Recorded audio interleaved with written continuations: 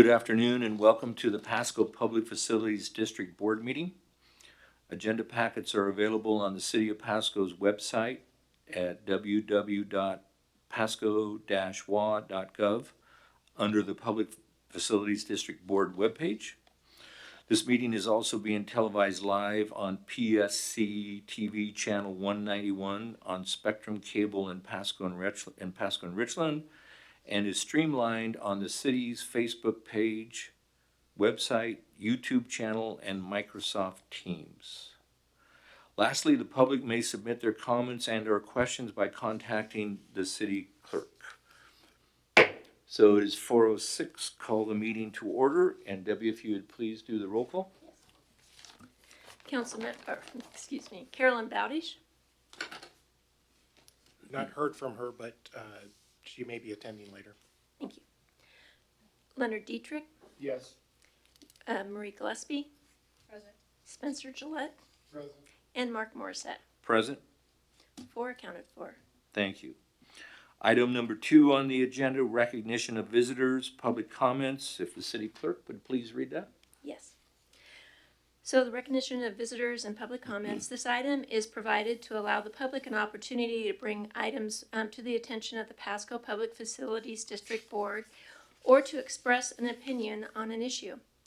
Its purpose is not to provide a venue for debate or for posing questions with an expectation of an immediate response. Some questions will require consideration of the board over time and after a deliberative process with input from a number of different sources. Some questions are best directed to staff members who will have access to specific information. Public comments are normally limited to 3 minutes per each speaker.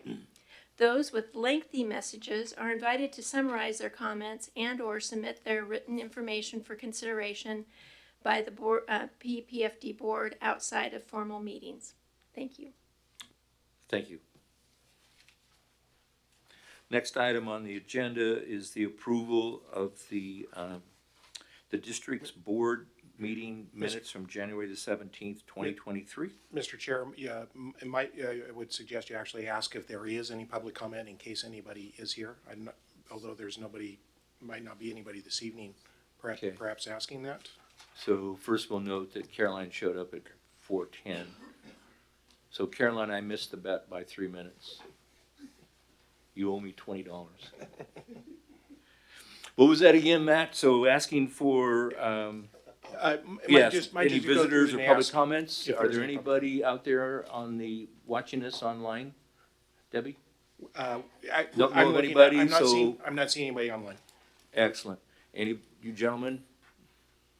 Nothing? Just let you go on to your meeting today. Yeah. Thank you. Thank you. Okay, now we'll go to approval of the January 17th, 2023 meeting minutes. Has everybody had a chance? You want to take off your coat, Caroline? Are you ready to go? I proofread them, so I'll vote to approve them. Okay, so a motion has been made by Caroline to approve the January 17th, 2023 board meeting minutes. Spent second. Any further discussion? Hearing no further discussion, let's go ahead and vote. All those in favor signify by saying aye. Aye. Any opposed? Hearing no opposed, the motion carries. Claims approval and financial report. We don't have any financial report, no claims approval at this meeting. Okay, very good. It's easy to get through those 2 agenda items. Agenda item number 6, report from committees. So the first is the Design and Construction Committee. Marie, is there anything you want to report or? I do not have anything to report at this time. Okay, very good. And then the Audit and Finance Committee, which is comprised of myself and Caroline. So I would like to discuss and just bring to the board's attention that on Monday, February the 6th, I met with Darcy Buckley, the City Finance Director, and I met with Griselda Garcia, a manager, and then our Executive Director, Matt Watkins. And the purpose of that meeting was to begin the development of a budget for 2023, and specifically a cash flow projection, a monthly cash flow projection for 2023. And so how we were gonna start that process, and that process has started, is we were first going to develop a calendar, and I would describe it as a fiscal calendar, meaning that the tasks and the projects that we were going to take on during 2023, there was going to be the first column, which would be a task number, the second column, the description of the task, and then the months January through December 2023, when that task would be hopefully performed. We would then try to assign costs to those tasks, and then from that build the budget for 2023, and then we can turn that into a monthly cash flow projection. Now, we don't have a budget. Oh, there you go. Thank you very much. So you can see and again, the task, the first column there is a task number, and then the task, and then which month it's going to happen. And then you go down at the bottom, task and timelines are high-level estimates, and subject to change. But we have to start somewhere on this process. And you can kind of take a look there. Now, Matt, are we still in the draft stage on this, or where are we at on this? Well, one of the things that I've been doing is trying to do my best. Thank you, Madam Clerk. One of the things we've been talking about is scheduling, and so at the last week's report that I provide, and then also this week's report, I've included draft in it. So, and this is also talk with you. So this is sort of an ever-evolving draft, and I think that also it's trying to look through the very important task of once we do an owner's representative, I think that this will become clearer. So this is an attempt at a format that is hopefully helpful to the board, especially in purposes of budget and things that cost money and simplistic tasks. So, for example, you'll see the city admin contract is going on January, February, March, and then hopefully beginning in April, we'll be under the interlocal agreement. And then there's the cost of the director, which runs January through December, the owner's rep, community outreach, when we're expecting that to happen, siting, evaluation and decision, and land, LOI. One of the options, if you end up liking a particular bit of land and want to either purchase or do a letter of intent, LOI stands for letter of intent. Thank you. Project model, state approval, is that somehow connected to the Department of Commerce's work that they're going to be doing for us? That would actually be distinct. When we met and we talked about whether or not you do a traditional design bid build, or maybe you'll do a progressive design build, that task 8 is related to that. And then item number 10, the finance and the bonding, and those would be the finance and bonding costs. Yes. Okay, thank you. And those particular last 4 are particularly crystal ball in nature. Please don't hold, we should not hold to even probably the month. Those will probably vary with time depending on how we enter our next step into an owner's representative. And then you can see number 11 waiting for us to add if we choose. And of course, you'll notice on there's not a land purchase on there yet, and we're not ready to add that. However, the purpose of the cash flow, the monthly cash flow projection, is going to give us an idea of how much cash we have available as we progress through 2023, which will then help us with deciding how to fund the purchase of the land. And then now also keep in mind that this is not including any revenue at this point, it's just the costs. And then for the months of, and help me Darcy with this, for the months of, like, for example, January and February, really until we get into April, that we are not going to have a budget. Instead, our actual numbers will become our budget. Yes, Go ahead, Darcy. kind of on the finance side for the city, what we are anticipating is that with the approval of the interlocal agreement, there's a provision of kind of a framework of staffing and how we will support operations on the city side, and that will inform, how costs flow into here to a certain extent. And then also we're looking forward to getting the first distribution for state sales tax in March for the month of January. So then we'll start, we have an estimate of what we expect, but actually getting the funding to come in and seeing that it is what we expect, that will help us plan the revenue side and how we support the expense side. So that's what we see Yes, thank you, coming Darcy. down the road. And I don't mean to interrupt, but I Oh, just no, want to it's add okay. that regarding the interlocal agreement, when I met with Darcy and Griselda and Matt, it was quite surprising to learn the number of departments that our work would cross over into. And it takes time to develop that because they were going to have to contact those departments to get some sort of a cost estimate back so that they can build. Yes, the actual finance department is kind of the tip of the iceberg, that last step oftentimes of reporting and processing activity, but it starts more in the department level and works its way towards us. So that's Yes. kind of what we're working towards. And then is the April timeline, because we did talk about maybe April or May, but is the April going to be reasonable or? As far as approval of the interlocal agreement, Yes, to start that cost structure going. Yeah, yes, Okay. and that's a little further on in the agenda. We're currently under what we call the city admin contract. Yes, The intent and hope is to go through, for this as a final month, the actual ILA, and hopefully we'll adopt it then next month. That'll be discussion here we'll have in just a bit. thank you. So now for the board members, please, I think it's important to know and understand that we're doing our best to build this fiscal calendar.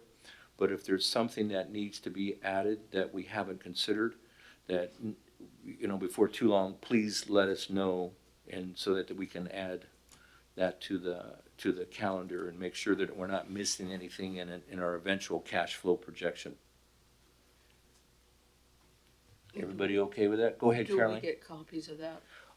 There is one in the board packet, isn't there? Okay. Actually, the weekly reports I've been doing, this has been included in it. It's- The So weekly, this the one weekly, though, Matt, is there another one in the board packet or no? I'm not sure that actually is in the board packet. I think it's in the weekly reports I've been emailing. Okay, So So it's not and in would there intend then? to include it in each of those okay. reports. Is there a way then, if any of the board members happen to misplace it, that you could get another copy to? Another copy for board meetings or? No, for Caroline and anybody else who needs one. Well, I'll be sending it again next Monday. Okay, I can you sent it out include that early- then, please? Earlier today, yeah. Great. This is planned to be a weekly thing as part of that report. Professional services agreement. Yeah. Okay, now, at this time, then, thank you. Are there any questions regarding the fiscal calendar? Oh, and I want to mention one other thing. There's the project schedule that we're trying to kind of compare and contrast this to, just to help us be comprehensive in this fiscal calendar.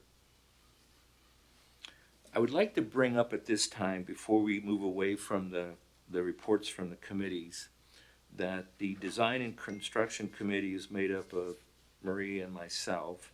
The Audit and Finance Committee is made up of myself and Caroline. And in order to, we have 5 board members. The committees are relatively small. And Eric, this is going to be a question for you that I'm going to get to here in just a minute. Then I would suggest to the board, and I don't know quite how we do this, Eric, but we expand the number of committee members to have some people from the community be part of those committees. We have 2 members, and I think it would be helpful to expand it perhaps to either 3 members, so it'd be a person from outside of the board, or 5, but not go beyond 5 to like 7 or something like that. Can we do that? Probably not, and here's why. Okay. 2 reasons. One, you couldn't do 3 board members because that's a quorum and you're holding a meeting. Well, no, I'm talking 2 board members and then somebody from outside the board, a community member. I'm going to get to that part. So, Okay. so the first thing is you couldn't do 3 folks on the board. So the way the bylaws, and I'm going from memory here, I should be able to handle this because I read them so many times, getting to this point. But the long and short of it is probably not, because the way the bylaws are currently drafted, it's a subcommittee of the board. It's not an advisory committee. It's a subcommittee, so it's handling the board's work directly. Now, if you wanted to create some other advisory committees or have some kind of ex officio members, I could look and, I've never looked at the bylaws with that in mind, but certainly happy to take a glance at them and see if there's something we could do, but I wouldn't get my hopes up. Okay.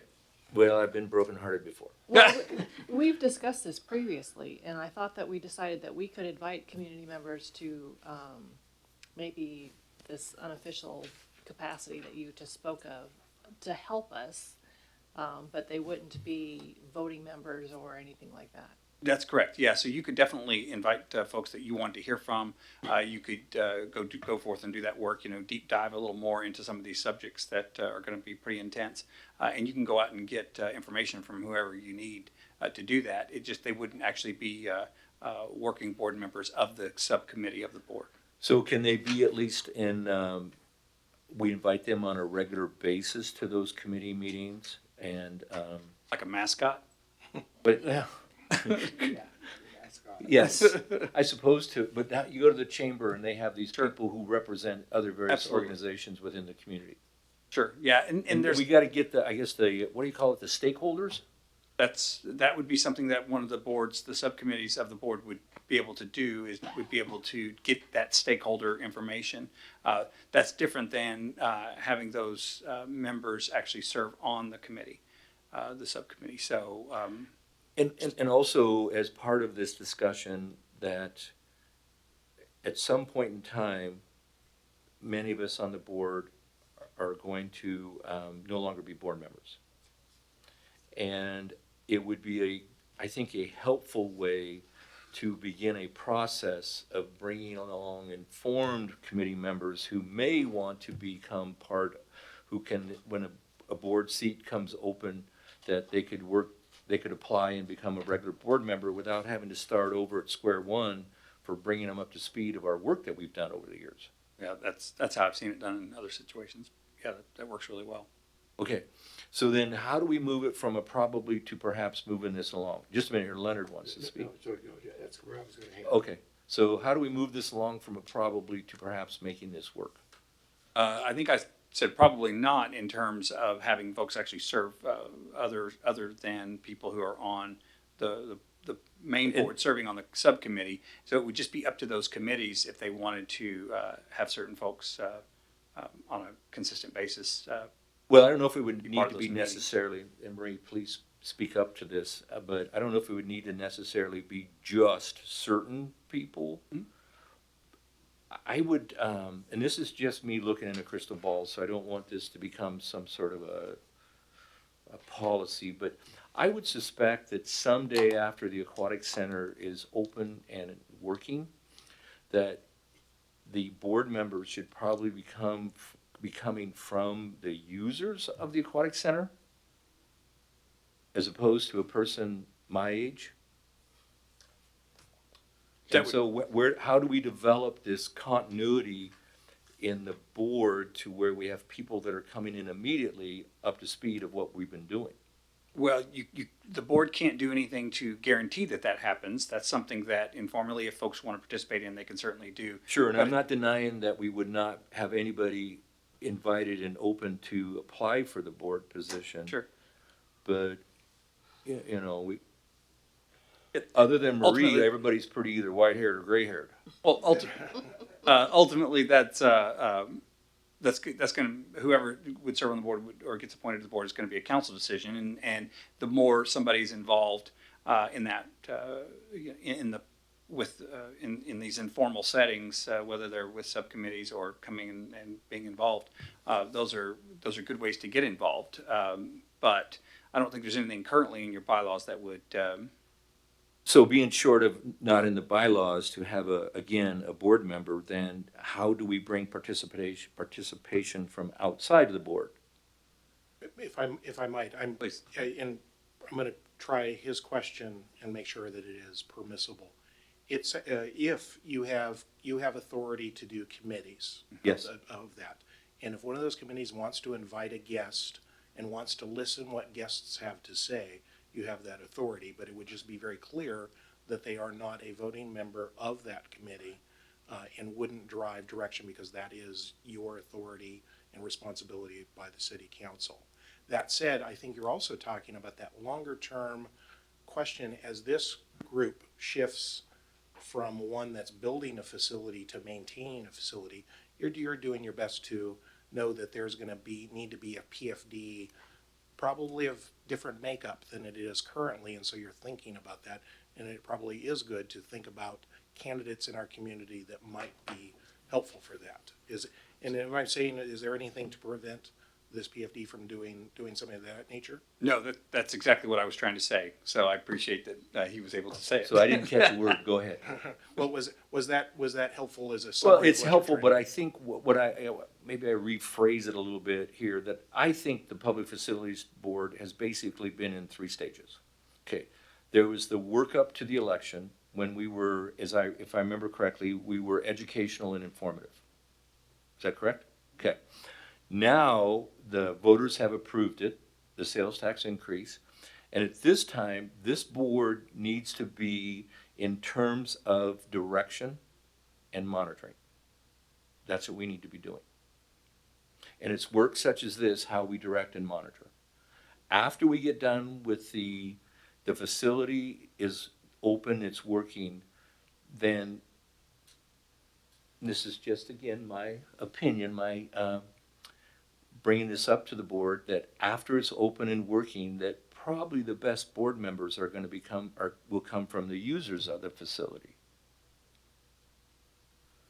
So those are those 3 stages that I'm talking about. So how do we bring in, while are in the direction and the monitoring phase, which is right now up until the opening, then how can we bring in, and we only have 2 committees, how can we bring in some stakeholders to be not as guests, because I don't want to invite them as a guest to every meeting, but put them some sort of a liaison position, so they're made aware of the meeting, and then they can show up if they so choose. But I think this is a time when we need to broaden our scope instead of just us, where we've talked before about we don't want to be in the business of picking the colors of the tabletops, where our work is at. And it is a little difficult with 2 committees made up of, 4 board members. I think that's a pretty heavy carry. So Leonard, go ahead. The way I see it is the finance side of it is very finite because of state and fed and city. So that's very structured in how that gets moved through the system.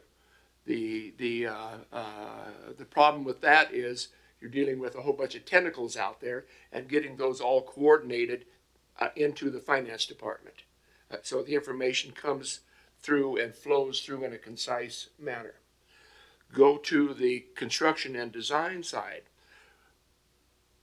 I think the chair ought to have the ability to have someone raise their hand and say they would like to, or maybe they know, or somebody knows that they would like to participate in the design and construction side, more design than construction, but design/construction side of it, so that this thing can begin to be mobilized and moving in a direction in a design state that you have more than one board member making a decision in that you've got the community working on it. And so, I would let the chair figure out if they want 2 members to show up and participate, or 3, whatever that number, whatever that person can handle.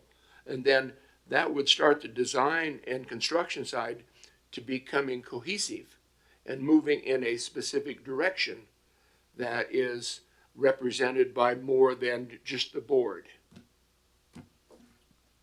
Okay, so I'm going to try to Good luck. Yes. Thank you. You're gonna help me, Marie? Yeah. Go ahead. Let me try. So, for the design and construction committee, I need helpers. So I want someone who can come to meetings with me on a fairly regular basis as a community stakeholder liaison input person.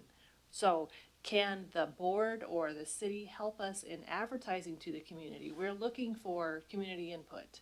Would you like to help? And then gather the candidates, and then we could interview them and make a selection of one or two or three or whatever, and then go from there. And with the understanding that they are not official committee members and don't have any voting ability. So my only comment then, Marie, is going to be please. Okay. Please.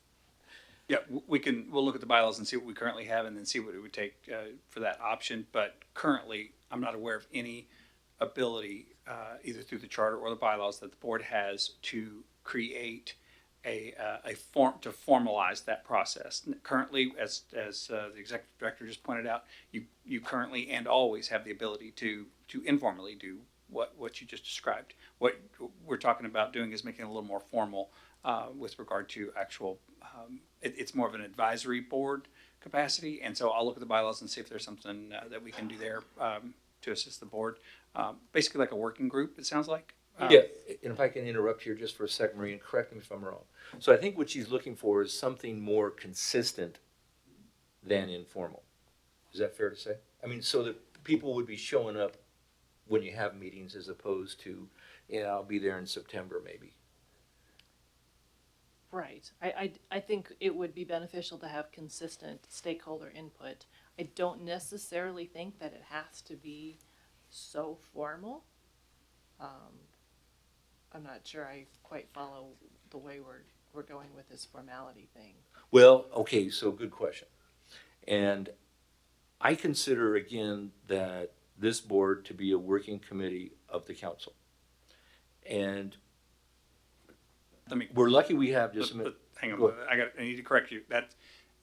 I think for a lot of years that's how it felt because the board was appointed by the council and there was no project specifically that the board was going forth on. But I do want to make sure that we're crystal clear that the PFD is a separate municipal corporation, and this board has all of its powers separate and apart from the council. The only connection that the council has, you need an originating jurisdiction to have a PFD created, which has happened obviously back in 2002, and then after that it's pretty much go forth. And the only connection right now, or going forward on a semi-annual basis, or a biannual basis, I guess is the right way to describe it, is the appointment of board members. But other than that, this is not a subcommittee or a committee of the council. So there is that distinction. And one of the things that you're kind of talking about in creating these advisory committees or working groups is that these would be committees or groups of the PFD board. So anyway, I just wanted to. Well, okay, I appreciate that. Just a minute, Caroline. So then we get appointed by the council. Can the council also remove us from this position? They do retain, per the charter and the state law, the council does retain the ability to remove members. And I believe they can dissolve the district, but have to take on any of the debt that has been taken on by the district under certain processes. So I feel that this board is very fortunate to have a former mayor as our executive director. I think so. I think so. I agree. I think we're very fortunate. However, that I see myself, he's well versed in the business of government, and I am not. I see myself and maybe some of the other board members better versed in the business of this work. And so that's why I think it's important that when we talk about this committee structure and how adding these people, that it actually makes this board, I believe, in a more responsive and a more accountable type of organization. Go ahead. And I think you're also going to find Mr. Ferguson is going to be very careful at telling us what we can and can't do under the law. Yeah, and that's the business of government. I get it. And I've been listening, I'm trying the best to help get you where you want to go as a group. And so some of the terms I've heard, and I want to see if I can take a stab at this to see if it's where you would like to go. You're looking for deeper involvement from the community of Pasco to be involved in this process. And I think the word stakeholders is probably that general category of the kind of people that you're interested in. I think that this board, but at the same time, this board has both the authority and responsibility to make sure the facility is built. I think it also has a fair amount of discretion on how it reaches those decisions. And those decisions are going to be a combination of you as board members on policy level, working with staff and us here to help you, and then also the community. So I think you're asking, is there a way to reach out more deeply to find stakeholders in the community, but also do it within, either within the charter and the bylaws that we have, or is there a reasonable accommodation that could be made for that? Just a minute, Leonard, and just a minute, Caroline. So again, you know, Marie being the committee chair for the design and construction, she mentioned she needs help. So how are we going to make that happen? That's the question that we need to answer. As far as Leonard mentioning the finance, that it's a fairly finite group, well, you know, Darcy, you can help me on this, but I consider the bookkeeping department. No, just teasing you. It's your livelihood.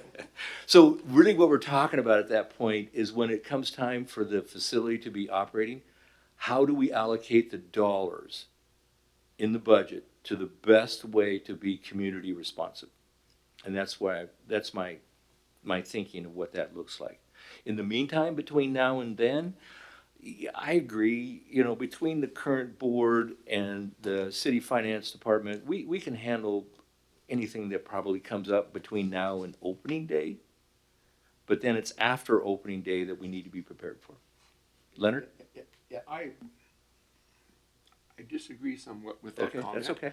I believe that the chair, okay, if I had the magic wand, what I would do is give the chair of that, whatever committee it is, the authority to reach out and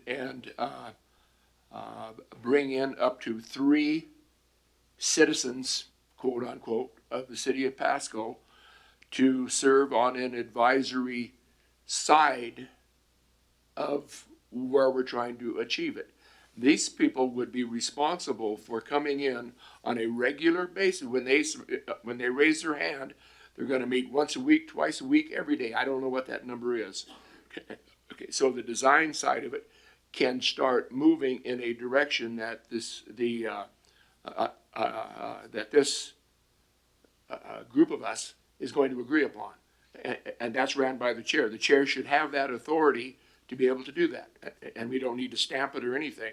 Okay, thank you. So then you use the word side. Is the word capacity or side? Which is the word? What are you looking for, Marie, from the audit committee? I mean, in the finance, I'm relying an awful lot on the city finance department. So these stakeholders, Marie, are they people who have a certain level of capacity as opposed to just showing up to provide advice? Tell me what, just elaborate a little further on the word help that you need.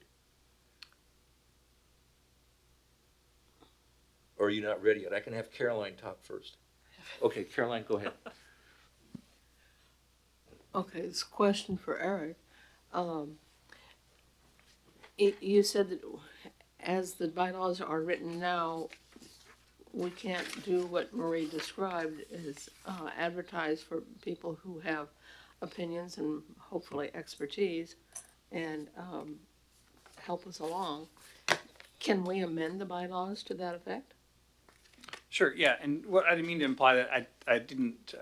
And you and your firm wrote the bylaws yourselves. We didn't have any part in writing it.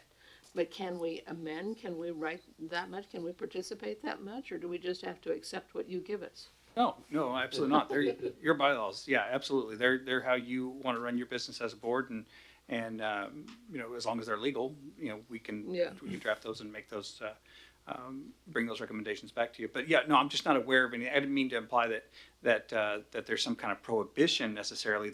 I just don't think there's anything in there that allows that formal creation of those advisory or working group. But if we wrote it and voted on it and it was legal, then we would. No, it just means that you haven't addressed it because it's not something that's common. So, and that's something that we may want to put in the bylaws, but it may not be prohibited. But I'm not prepared to speak on it tonight because Sure. this is the first I've heard of it. So, I'm happy to get together with Mr. Watkins. We'll go over the bylaws. We'll take a look and see. I'll need to go through the statutes again to make sure that, because one of the things we have to be very careful is this board cannot delegate any of its abilities or authority to do certain things. So we need to make sure Make that. decisions and vote. Absolutely. So, so yeah, we just need to check and make sure. I mean, that's my job is to make sure you stay out of trouble, and it's always no until it's a yes. So Good. So, yes, So, it's that. All right, I won't. Question. Yeah, go ahead. Well, just a minute, Marie, are you ready? Or not yet? Well, I don't know if I would have certain criteria for the people in the community that wanted to volunteer to be the stakeholders. So I guess at this point, it sounds like it's at the chair's discretion that I can talk this through. I think specifically the design and construction committee probably need immediate input as opposed to, yeah. And so we can kind of talk that through and report back to the board. Yeah, I think that once the people volunteered and I was able to speak to them, I would be able to determine whether or not they would be helpful or not. Good, okay. and just a question, because I want to be clear so that the staff can help you out in this process. Would you be looking for me or some other organization to solicit members of the community?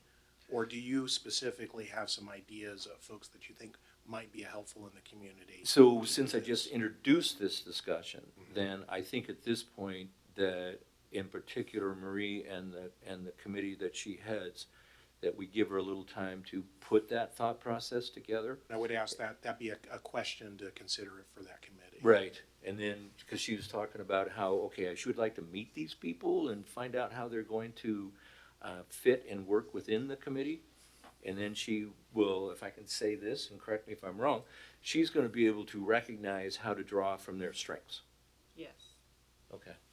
So my suggestion is the design and construction committee, since that likely is going to affect that one most, meets. And I'm certainly available if you want assistance, and Eric would be available in some form to help out as well if there needs Good. to be a modification of the bylaws or potentially modification to the other one that goes to council, the bigger one, the charter. So if Matt and Eric and Marie are going to meet, if it's okay, I would like to be at that meeting so that I have a good understanding of how this is going to unfold. But would you like to set that up, Ms. Gillespie, or if you would like me to set something up, assuming you wanted myself involved? Can we work through that in a little bit? I got to check my appointment book for the next few months. If that's okay. Well, I'm thinking that we want to do this relatively quickly, and I have some other commitments the next 2 weeks. Sure. You check and then we'll go from there. We can We'll do get it that via organized. phone number or email. Yeah, I'm gonna get on my 60-day thing again. Because if we wait for information to get back to us at the 21st of next month, you act on it, it's gonna be the 15th of April. And so, the sooner the better. We can't keep walking through this quagmire without getting a strong direction. I don't know how we speed that ball up, but the sooner the better is what I would say. Okay. Well, you Yeah. check in the next 2 weeks and we'll go from there. Yeah. I'll make it fit. Matt, if you have ideas on people that would be a good fit, I would appreciate that. I would like to have I think there's a discussion to be had about that, because beating the bushes for volunteer members, even at a PFD level, is sometimes difficult. I'm not sure. So, but if we talk it through, I think we might be able to help you out. Yeah, Okay. if I might, you might look at like the chamber or organizations that have a collective group of people that they could go to and bring that from. They would be community members. And then They send two of them in to be interviewed by three people and you make a decision. And I think it's also fair to say that this is gonna be something that needs to be driven by the committee members, yourself and Mr. Morissette, on what you want on behalf of the board as that committee. I want Darcy and Griselda. Well, they might not be available since they have the Okay. day jobs and all of that. Okay, just getting the vote in. Spence, go ahead. You know, I think as we slowly move into the design and construction of this facility, you know, we're talking a $40 million project. I think it's absolutely essential that we find some way to get more appropriate people involved in the design and construction of this facility. I would be totally overwhelmed if I was Marie and had this kind of dumped in my lap. And I think that it's absolutely essential that we find a way to get some folks into this group so that we get kind of a consensus as we move forward. Maybe the swimming community needs to be involved. Maybe, you know, I mean, there are some people that have been very active in the swimmers in the Tri-Cities for years and years and years that would probably have some good input as to this facility. Let Thank me just make one comment, and then I will try to be quiet. The reason that we hired a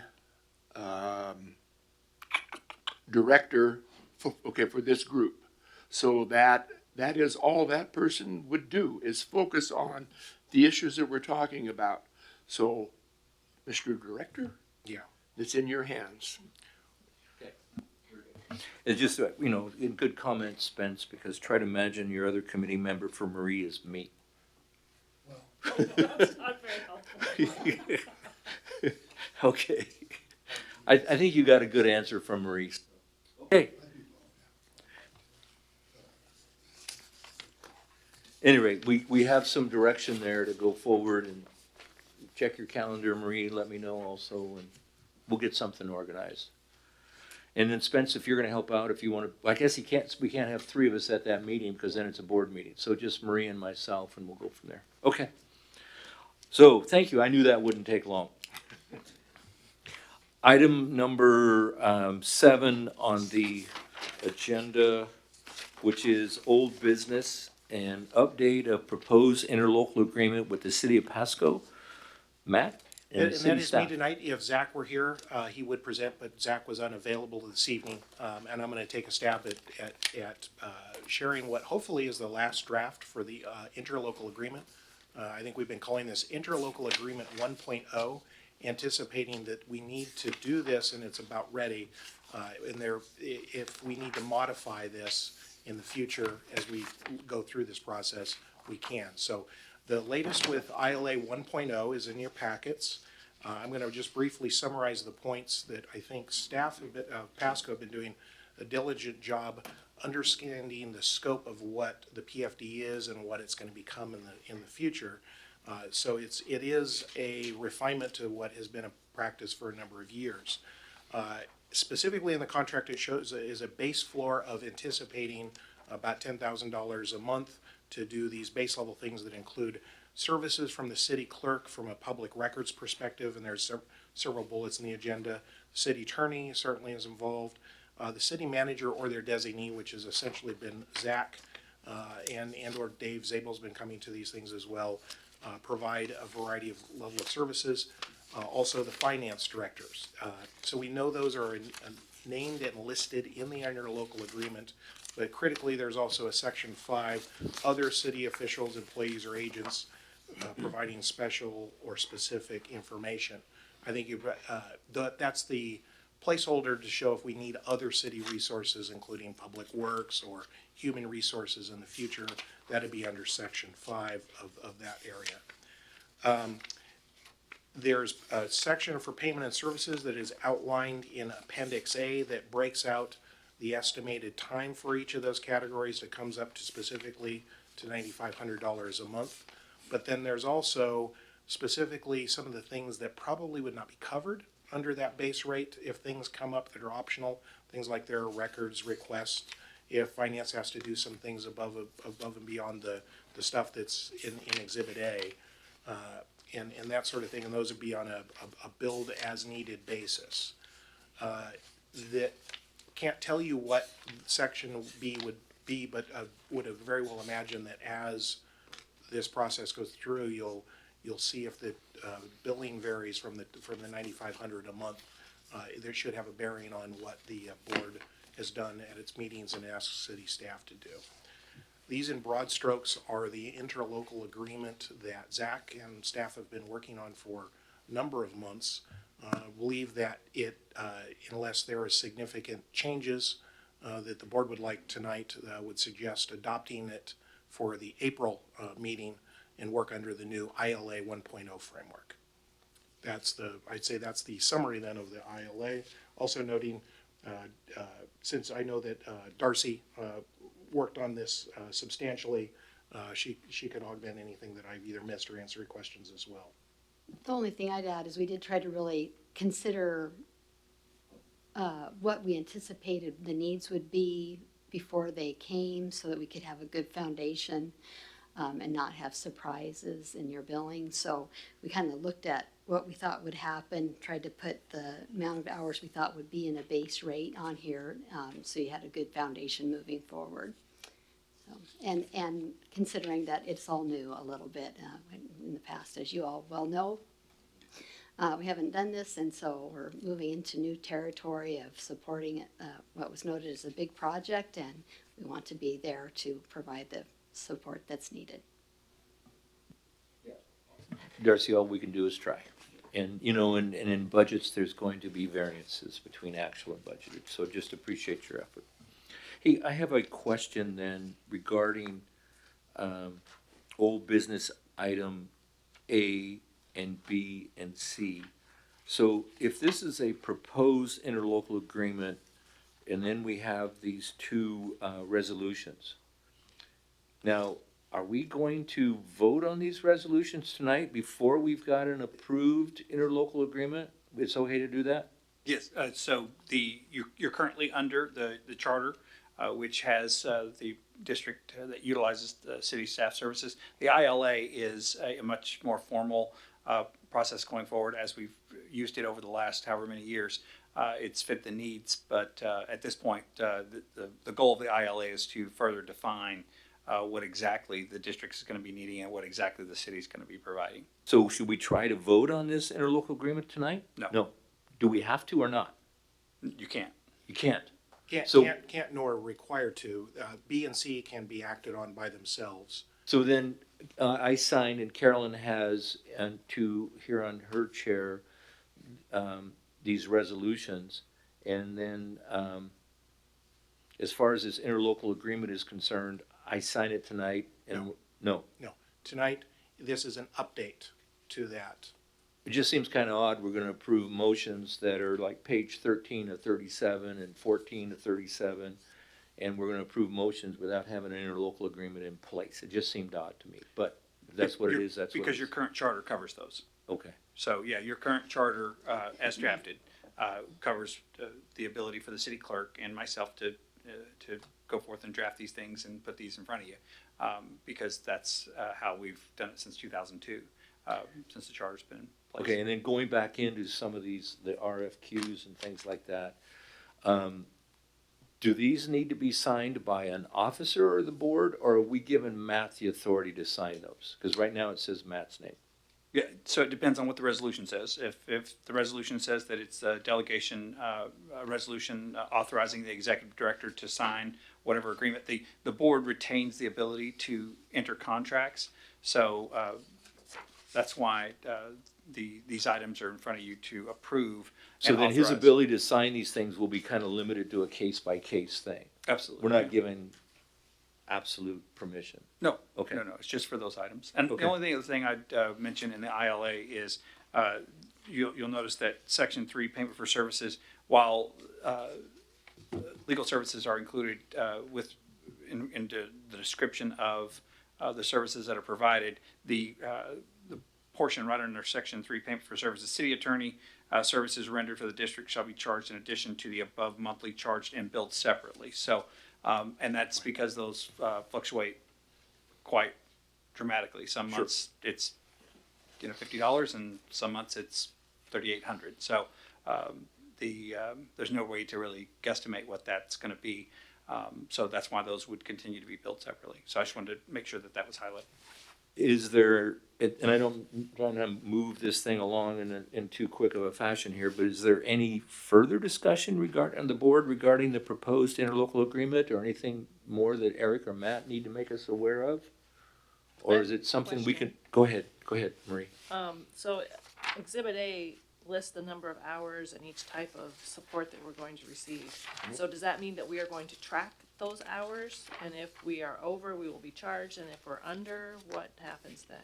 It would be a floor. It's gonna be the minimum of 9,500, and you're gonna be using all of those hours, I'm sure. Go ahead, Darcy. We will track them. We have project numbers we can have, and actually, when we met the 6th, I put on my time card the project number for the PFD, so we can track our time. And the city attorney support is gonna be billed separately, is what you're saying? It's not included in this, okay? Thank you. And thank you, for the clarification, Ms. Ferguson. So on our calendar, our fiscal calendar, we should probably add attorneys, a bar there for the attorney, shouldn't we? To build that into our budget? We can do that afterwards. Yeah, please. And I'll make a note. No, I appreciate it, Matt. This is called kind of a Iterative new process. work in progress for me also, so we're gonna do this together. Good. Okay, so then, is there any further discussion regarding the proposed interlocal agreement? Or now is it at this time that I can entertain a motion for? No motion, it's an update tonight, just this is. No, I know, but I mean, I'm moving on to B. Well, I would just ask, before moving on to B, if there's any comments tonight, or if there's any comments before the next board meeting, if there's some minor modifications, the anticipation is the board would have this, would adopt this by formal action at the April meeting. Regarding the interlocal agreement. Interlocal agreement, yes. Okay, good. So we have 30 more days, Leonard. That's not 60, but we got 30 there. Okay. Oh, you said April? April. Oh, Or we excuse do me, have excuse me. 60 then. Excuse Yeah, me. sorry. Please March. don't, Debbie, don't let the minutes reflect that, You're- okay? You're right. It is March, so the chart is already a little wrong, but imagine this section moves by 1. In anticipation, yes, the March meeting, you would adopt it. Okay, So very that good. So we're back April- at 30. So that, in essence, April would be the first or so, would be the beginning of the intralocal agreement 1.0. Boy, and there's the business of government. I hope everybody understood that, so. The speed of a glacier. But if I can add to the Go ahead, business of government, the other thing I just want to make sure that the board's aware is that obviously our firm represents the city of Pasco. We represent the board, and we're able to do that because 99 times out of 100 there is no conflict or even potential conflict. This is a situation where the board, if it does want to have somebody else review the ILA, they need to be you need to be made aware that you do have that option, obviously, because I can't technically, I'm not a real estate agent.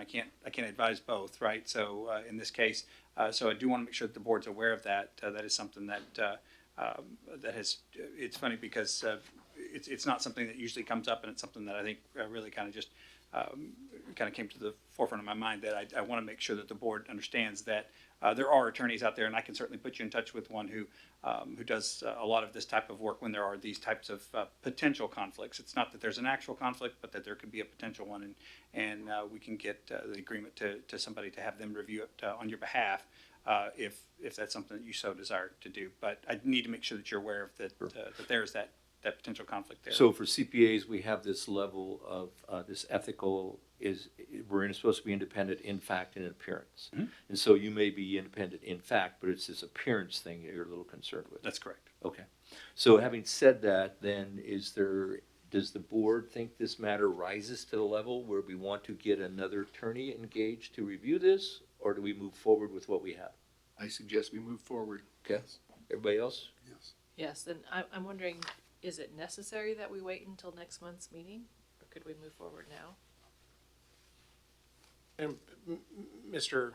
Ferguson, you have an opinion on this? Yeah, so No, and here's why. Because it's not something that's usual in the course for this board, and there's some case law out there that says that items that aren't on your agenda for approval, if you go forward on those items, they could be looked at as that the board didn't give proper notice under a due process claim that's been made. So I would highly recommend against that at this point. And quite frankly, I think the city hasn't done a final run through as well. So, but again, here I am advising you and also the city. So I got to be careful here. So I can't do both. So, but at this point, it's not on for approval. So my recommendation is that you not take action on it. It's not on for approval because we have not given proper notice Correct. to the public.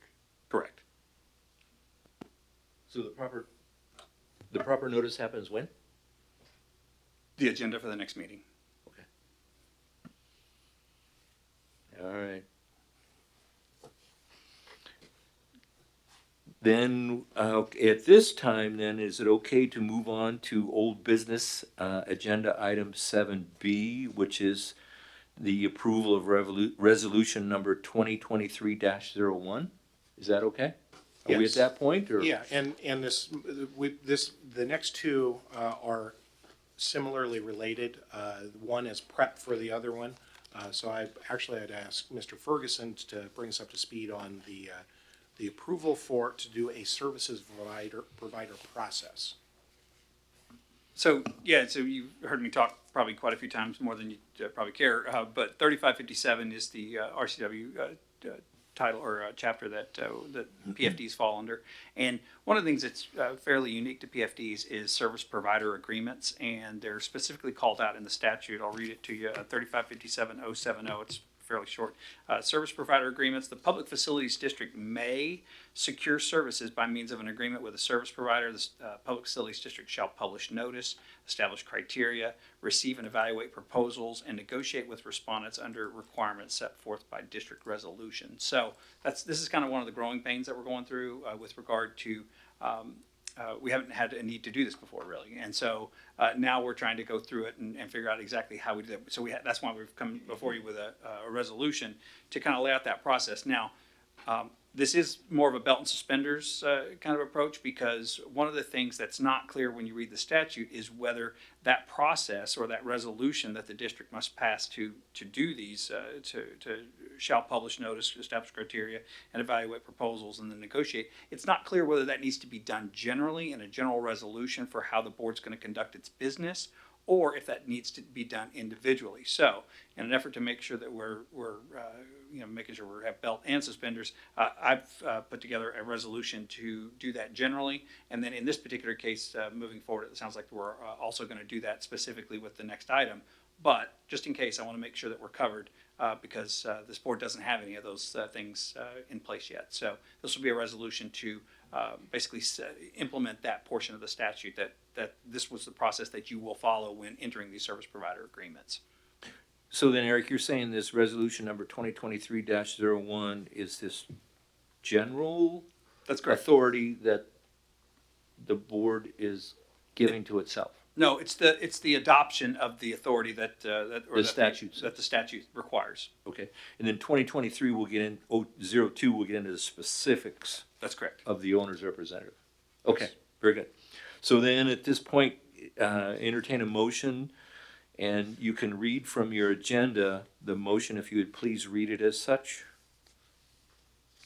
And it's item 7B, and it is the motion. If I could entertain a motion, somebody to, no, Leonard? Because you're not ready, or what? I just can't see it. Oh, fair enough, I'm sorry. I'll make the motion. Would you please read that, Spence? I move to approve resolution number 2023-01, establishing the process for procurement of service provider agreements. Okay, the motion has been made to approve resolution 2023-01. Is there a second? A second. So it's been moved by Spence and seconded by Leonard to approve resolution 2023-01. Is there any further discussion? Hearing no further discussion, then we'll go ahead and vote on this resolution. All those in favor signify by saying aye. Aye.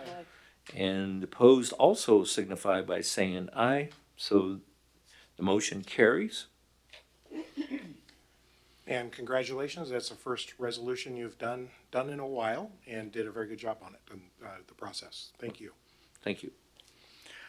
It's this business of government. You're coaching us well, Matt. Item 7C, and that, just a minute here, is, just a minute, I'm sorry. So item 7C is the approval of resolution number 2023-02. And in our packet, that's on page 15 to 37, if you want to take a look at it. And that, the resolution is there, and then also part of that is the specific request for a quote or proposal, and then also a notification that we would send to the newspaper. So this one is been a long time coming. This is something that actually we talked about in December, and I thought I had the authority to pursue, but it also, with Mr. Ferguson's help, been learning that we have to, before you can go out and do this, you have to have a specific resolution by the board before we can solicit requests. And this document, which also Ms. Gillespie's looked it over several times, we've talked about it a bit, is a extensive 12-page document that I borrowed from Public Works because they had done an owner's representative in the not too distant past. Mr. Worley suggested copying and pasting its entirety and then tailoring it for specific PFD needs. So there is a lot of the word verbiage in here is a regular practice that our Public Works Department does and would also help through this. And then there are a few things that are tailored for an aquatics facility and a PFD, and covers extensively not only the representation as an owner, but also project management. That there might have been a question on what services an owner's rep would do, and it would be more inclusive. This is going to be an extra critical position for you to all choose and hire. So going through the process to grade them, what happens is on Friday, if you approve it tonight, Friday I will send it to the newspaper for posting.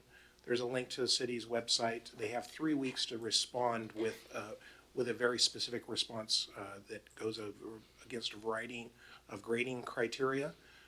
They can ask some questions along the way, be some clarification. This is something Public Works does on a regular basis for a lot of things. At the end of that 3 weeks, though, we'll have a batch of packages from potential individuals or firms that are in the business of being owners' representatives. And just to let you know, I've been asked a fair amount about this, and I'm going to guess there's 3, 4, or 5 entities that I've heard of that may respond to this. So there's interest locally, and then some of those companies have a local office and maybe are a regional or a national firm. There's a lot of interest in this because they know that it represents a very large project for Pasco. After they do the submission of the packages, a evaluation team would be formed that would include myself, Ms. Gillespie, and also Zach Rakai. And those are probably going to be, if there needs to be a vote on something, that those group 3 would be there, but we'd also have an ex officio representative from the Public Works Department to help us also guide us through this process. Once that group reads the packets and also interviews the candidates, it then would deliberate and decide then its preferred candidate, and then a process after that. You have then negotiate on whether or not if they're going to be able to provide a quote of how much it's going to cost that's going to be doable. And that committee then would recommend to the PFD itself, go hire A as a person or a firm as an individual. And that's potentially at the probably the April meeting is the scenario for this to be able to choose that owner's representative. That's going to be a very important staff member for your process. So just so I understand the steps, then the interview of the prospective owner's representative would be done by the board. Well, no, the interview would be by a committee that includes one of the board members. So then, and then should we ask the design and construction committee to do the interviews? Well, that is an option. That committee can be, it, the suggestion from Public Works is making it an odd number. 3 is very convenient, 5 could be workable. You could do it that way. I've made the suggestion that you have 1 member from the board, but you could have up to 2 members as part of But we that could have process. the design and construction committee do this. Could, I Okay. believe you could have. So then the design and commit, let's just follow through with this thought. Okay. So the design and construction committee conducts the interview. The design and construction committee reports back to the board on maybe the candidate's ranking. No, actually, I think that committee would come up with a Choose. candidate, ask me then as your executive director to go negotiate with them. Okay. And then assuming it's amenable, report back to that committee and say, yes, your number 1 candidate is this, and they're gonna want X amount of dollars. So then to the do board this. basically would like ratify the design and construction committee's choice. We would approve it. Exactly. Okay. Exactly. So then the person is chosen. And then that person is going to report back, work through with the design and construction committee, and then the design and construction committee reports to the board. Well, the owner's representative is gonna work for the board in its entirety, but I think a lot of its work would end up probably with the design and with that construction committee, committee, with that yeah. committee, yes. Okay. But no, that owner's representative is gonna work for U5. So one thing the reason why I worked through that conversation is I would want to make sure that we don't have any confusion between what the design and construction committee wants to do and the board wants to do. So the design and construction committee should probably be the lead in this. Well, this position has potential as we move forward to work with more aspects of the board. We either be a full board or committees. It may not be exclusively that committee. But then that decision as to how much that owner's representative is gonna work with the board is really gonna come back through design and construction committees saying, hey, you need to talk to the board about this. If you choose the design and construction committee to be the evaluation committee for this particular position, then that would follow. I guess I see the owner's rep as reporting to the board in the same way that Matt currently reports Yes. to the board. Okay, and that's fine. I just want to understand the logistics of it. Yeah, but specifically in this, the thing that you're improving tonight, it calls it the evaluation team or committee. And the way we make it up, we do have some flexibility. But that is the evaluation team for this position is just a one-time thing for this. If in the future you were to hire or go out for a different request, you could designate a committee to do that. But this particular one is for the purposes of finding the best owner's representative that's gonna fit your needs as a board. So let's just presume that there's going to be some sort of a disagreement between how to approach this, between the design and construction committee and the owner's rep. How do we reconcile that? Or do we?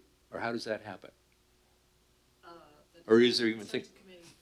The design and construction committee has the vote. We're responsible to the board, the owner's rep works for the board. So the board can overrule what the owner's rep says, I think. So what if the design and construction and the owner's rep have a difference of opinion? I win. Okay. Well, that clears that up. Let the minutes reflect, please, Deb. Well, I'm sure we could come to an amicable resolution. Sure. I can do this. Good. I'm Oh, I'm skilled sure you at can. I just resolving don't want to conflict. have any, I want it to be cohesive. Yeah. Okay, good. All right, We'll work through it. I might need just a bit of help here, and I'm trying to, I remember I was anticipating having a group that included Marie, Zach, and myself as being the 3 key members with guidance from Public Works. If you, as a To group, want do to the say, interview? to the evaluation team that would Okay. also include the interviews. However, if you want instead specifically to have the design committee be included, yourself and Marie, I would urge or suggest that you also include myself and Zach and a person from a Public Works department, a group of 5 to go through the process to figure out a candidate, then that group of 5 feels not only comfortable with, but excited about, back to the board to say, hire this group or person. Marie? Did you hear you? Yeah. Well, the Sorry. question falls to you, Mark, if you want to participate in this election. Yes. All right? So if there is a specific resolution, and I would suggest you adopt it. And then also if you can add a sentence on the end to say, including in the evaluation team, your 2 members, and then Zach, myself, and the public works person to be named, that would be probably clarity for our process. Mr. Ferguson's nodding. Yeah, so we could probably do it, the way you would want to add it is just say as amended. So with the motion, the motion would be to approve, resolution approving the owner's representative request for qualifications. You're talking 2023-02, right? That's correct. Okay. It hasn't technically been amended, so that's not going to fit. I would just, yeah, I think what Mr. Watkins said is just adding on there that motion commencing on February 22nd with the addition of the Design and Construction Committee as part of the process. Okay. I Very think good. that Okay, definitely Marie? puts everyone on notice. Well, I guess I'm a little confused. I thought the motion was to accept the RFQ, and the RFQ doesn't say how we're going to grade. It doesn't, but what, maybe a way through this would be better is, leave the resolution as exists, but you're also, the discussion, understanding that I'll need to do a slightly modified version of the RFQ that highlights those members of the committee in it, because it is kind of, I believe it's listed in there. And I'll send a copy, or an update to the board of what that is tomorrow. Okay. So Would that be okay, Mr. Ferguson? yeah, no, that sounds great. Just the one thing we want to make sure that's clear is that all the board members understand that the modification from the work that just took place is that the RFQ will then now incorporate 5 people for the selection committee going through that process. And so when you're voting on this, you be aware that change is going to go forward with the RFQ. So make sure that's what you're clear that you're going to be voting for. One more question before we do the motion. Understanding that this template came from the Public Works Department, do they also have a template for grading the candidates? Besides the specific grading criteria and percentages that are listed in this document, they also would provide a grading sheet of it, to that group when they go through that process. And that grading sheet isn't available tonight, but yes, there will be a grading sheet. Okay, so for each details. area, it would say in order to gain 10 points, Yes, these criteria are met. yes. Okay, thank you. So technically you have amended the RFQ, so I would just add to the end of the motion as amended and you should be fine. Okay. So then at this point, I'd entertain somebody to make a motion, and if you would please read from item 7C, there's a motion there for you to read. If somebody could please read the motion. Is that you, Spence? I'll do it. Okay, thank you. I move to approve resolution number 2023-02, approving the posting, the owner's representative request for qualifications commencing on February 22nd, 2023 as amended. Okay, the motion has been made to approve resolution 2023-02. Is there a second? Second. So Spence made the motion to approve resolution 2023-02, and Leonard seconded that. Is there any further discussion? That motion should read posting of the owner's representative. You got that, Debbie? Yep. Okay. Is there any further discussion? Hearing no further discussion, then all those in favor of the motion as read, please signify by saying aye. Aye. And those opposed, the same sign. Hearing nobody opposing the resolution, the motion carries. Okay, so item number 8, new business. Is there any new business to, okay, very good. Item number 9, other business and the executive director's report. Matt, take it away, please. Thank you. 2 or 3 items to cover tonight. Wanted to do a siting update. Well on the way to being able to provide you at the March meeting. Make sure I say that right, Mark. We're February, March meeting. 3 or 4 sites of possible land to locate an aquatics facility. I've been in contact with the owners of these properties, including several present tonight. The landowners are providing a variety of information that you'll get in a portfolio of information. In addition, my intention is to provide sort of an overview, best possible, making apples to apples comparisons, and include some information. How far from a transit center? Is there a hotel nearby? And questions about some other questions that city staff have been helping me to prepare that'll help you evaluate these sites. In addition, I'm hoping to have some drone footage of these sites to give you an overview of what they look like. The police department has volunteered to help out with that. So in essence, I believe we're on schedule to have the majority of the March meeting be about presenting these 3 or 4 sites that we could locate in an aquatics facility for you to be able to also ask questions and for you hopefully to think about a decision, but I'm not anticipating that you do make a decision in March, but that certainly is a possibility if you want to go that way, or at least which direction to follow up and pursue a site or a subset of the sites. That's my update for the question of siting. And any questions? Wonderful. Then wanted to recap also. Myself and Darcy and Griselda and Zach went over and had a wonderful meeting with Corey Pierce and their financial person at the Kennewick Public Facilities District, and it was a lot of conversation, plus showing us also the facility, and it's certainly different in an aquatics facility, but I think we're blessed in the Tri-Cities because Kennewick did a project 20 years ago from scratch, and is very involved in the PFDs in the state, and of course Pasco has been involved as well.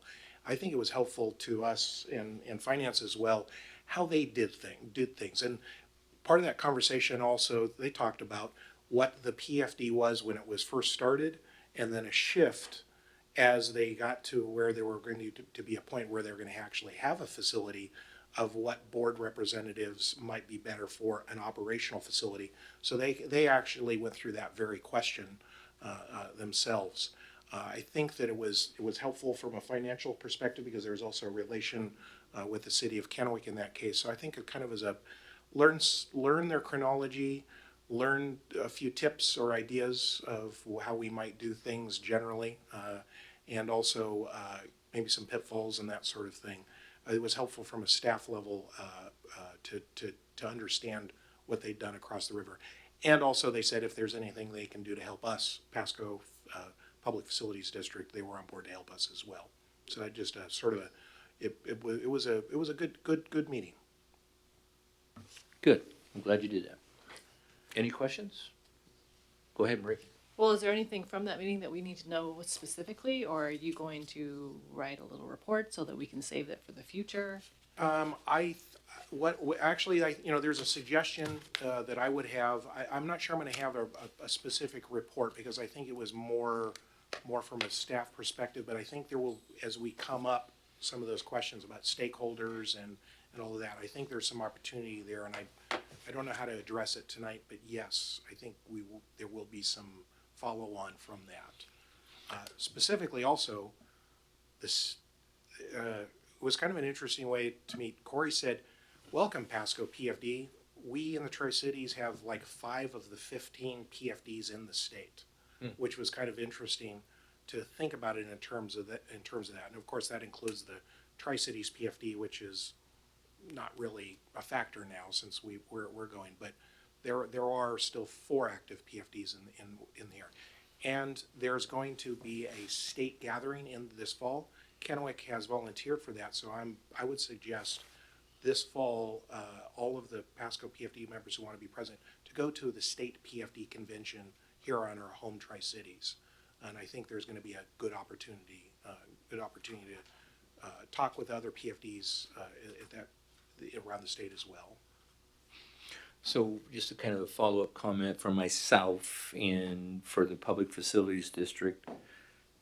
I think it's important that we make these risk assessments. And if there's some pitfalls that maybe should be brought to our attention, please do so. And I'll try to do a little bit of independent poking around myself just for the sake of satisfying in my own mind. So thank you. Anything further? Anybody have any questions, comments for Matt?